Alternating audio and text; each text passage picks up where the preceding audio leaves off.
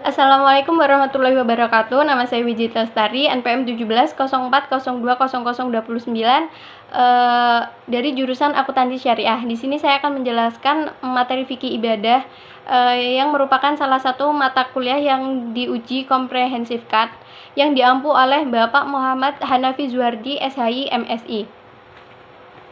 Materi yang pertama yaitu tentang toharoh. Toharah itu menurut bahasa artinya bersih, sedangkan menurut syara yakni artinya bersih dari hadas dan najis. Hadas itu ada dua macam, yakni hadas besar dan hadas kecil. Untuk hadas kecil ini menyucikannya dengan cara berwudu. Berwudu artinya menurut bahasa yaitu bersih dan indah, sedangkan menurut syara yakni membersihkan anggota-anggota wudu untuk menghilangkan hadas kecil. Wudu merupakan syarat sahnya sholat yang dikerjakan sebelum seseorang itu melakukan sholat. Syarat sahnya wudu ya ini harus orang Islam, mumayyiz, dikerjakan menggunakan air yang suci dan mensucikan. Tidak ada anggota wudu itu yang dapat merubah air yang digunakan untuk berwudu. Kemudian tidak ada yang dapat menghalangi sampainya air wudu pada anggota wudu. Lalu hal-hal yang membatalkan wudu, yakni keluarnya sesuatu dari kubul dan dubur meskipun itu hanya berupa angin. Kemudian hilang akal karena gila, pingsan, mabuk, dan tidur. Kemudian bersentuhan antara kulit laki-laki dan kulit perempuan yang bukan muhrim. Kemudian menyentuh kemaluan itu baik berupa kubul maupun dubur dengan telapak tangan atau jari tapi tanpa menggunakan penutup. Materi yang selanjutnya yaitu tentang tayamum. Tayamum menurut bahasa yaitu menuju, sedangkan menurut syara yakni menggunakan tanah yang bersih guna menyapu muka dan tangan untuk mengangkat hadas dengan cara yang telah ditentukan. Syarat tayamum yaitu telah masuk waktu salat, telah mencari air tetapi tidak menemukannya, kemudian menggunakan tanah atau debu yang bersih. Kemudian apabila seseorang itu sakit, kemudian dia menggunakan air tetapi menambah sakitnya, maka dia boleh menggunakan cara tayamum. Rukun tayamum yaitu niat itu artinya menyengaja untuk melakukan tayamum, untuk mengangkat hadas, kemudian untuk melakukan salat. Kemudian mengusap muka dan dua tangan dengan debu yang telah bersih sampai dengan siku. Kemudian meratakan debu pada anggota yang harus ditayamumkan. Kemudian tertib. Hal-hal yang membatalkan tayamum yaitu sama dengan hal-hal yang membatalkan wudu. Kemudian melihat air sebelum melakukan sholat. Kemudian orang itu murtad. Pengertian salat. Sholat yakni berarti doa menurut bahasa ya.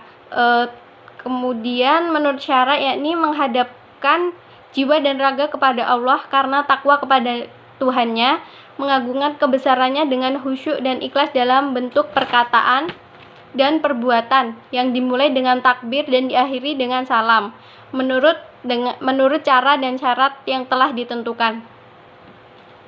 Jumlah salat yang difardukan itu sholat subuh 2 rakaat, sholat zuhur 4 rakaat, sholat asar 4 rakaat, sholat maghrib 3 rakaat, dan sholat isya 4 rakaat. Syarat wajibnya sholat yaitu harus beragama Islam, harus suci dari haid dan nifas, sampai dakwah Islam kepadanya. Kemudian orang itu harus berakal, balik. Waktu sholat subuh itu diawali dari fajar shadiq muncul dan berakhir sesaat matahari terbit. Sholat zuhur yaitu dimulai saat matahari tergelincir dan berakhir setelah bayangan setiap sesuatu berukuran dengan yang aslinya ditambah bayangan yang muncul saat matahari tergelincir. Kemudian sholat asar yaitu permulaannya dimulai saat adanya kelebihan bayangan dari bayangan yang sama dengan bendanya dan berakhir saat panjang suatu bayang-bayang itu 2 kali lipat dari benda aslinya. Sholat maghrib itu dimulai saat matahari terbenam dan saat menghilangnya awan merah. Kemudian sholat isya yaitu dimulai saat hilangnya awan merah dan berakhir sebelum terbit fajar kedua. Syarat sahnya sholat, yakni harus suci badannya dari 2 hadis, yakni hadas besar dan hadas kecil, bersih pakaian, badan dan tempatnya dari najis, kemudian menutup aurat bagi laki-laki dan perempuan, sudah masuk waktu sholat dan menghadap kiblat. Kemudian sholat sunnah yaitu sholat yang dianjurkan untuk dilaksanakan namun tidak diwajibkan sehingga tidak berdosa bila ditinggalkan.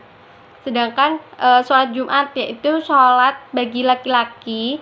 Menunaikan sholat Jumat ini hukumnya fardu ain atau wajib, dilaksanakan pada waktu zuhur telah tiba di hari Jumat.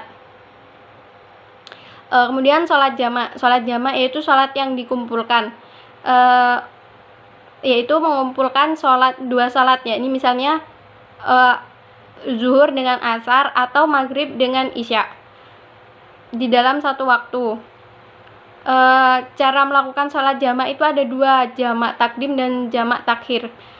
Kemudian puasa artinya menahan diri, sedangkan menurut syara yakni menahan diri dari segala sesuatu yang membatalkannya dari terbit fajar sampai terbenam matahari karena perintah Allah yang disertai dengan niat dan syarat tertentu. Materi selanjutnya yaitu tentang zakat. Menurut bahasa berarti suci dan subur, sedangkan menurut istilah yaitu mengeluarkan sebagian dari harta benda atas perintah Allah sebagai sedekah wajib kepada mereka yang telah ditetapkan menurut syara yang telah ditentukan oleh hukum Islam.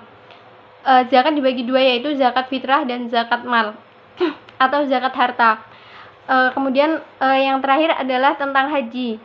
Haji menurut bahasa yaitu menyengaja untuk mengunjungi, sedangkan menurut syara mengunjungi adalah mengunjungi Ka'bah untuk beribadah kepada Allah dengan rukun-rukun tertentu dan beberapa syarat tertentu serta kewajibannya dan mengerjakan pada waktu tertentu. Haji merupakan rukun Islam yang kelima yang diwajib dikerjakan oleh setiap muslim baik laki-laki maupun perempuan apabila telah memenuhi syarat dan kewajiban naik haji itu. Kewajiban naik haji itu bagi setiap muslim hanya sekali seumur hidup. Demikian materi yang bisa saya sampaikan. Apabila banyak salah saya mohon maaf dan kepada Allah saya mohon ampun. Saya akhiri, wabillahi taufik wal hidayah. Wassalamualaikum warahmatullahi wabarakatuh.